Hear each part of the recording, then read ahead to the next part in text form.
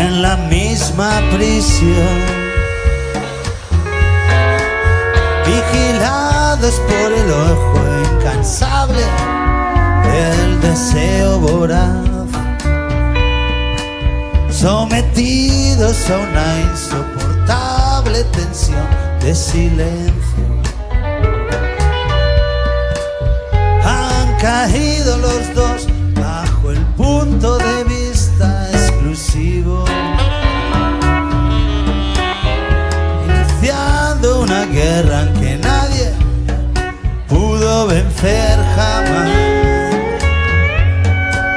Ella sabe lo que el hombre espera sin haberlo aprendido, y le encuentra sentido al enigma que no le dejaba existir. Antes eran dos barcos sin rumbo y son dos marionetas que van persiguiendo una luz cegadora por la línea del tiempo. Han caído los dos bajo el boca de un Dios tenebroso que sonríe mostrando sus dientes de acero.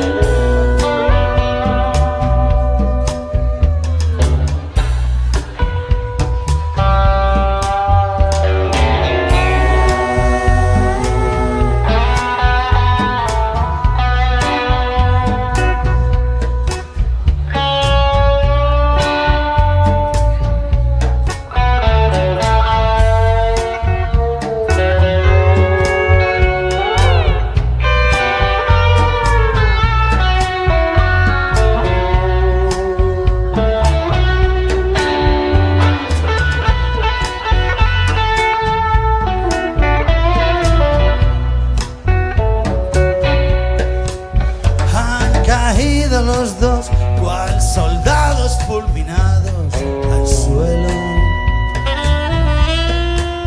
y ahora están atrapados los dos en la misma prisión,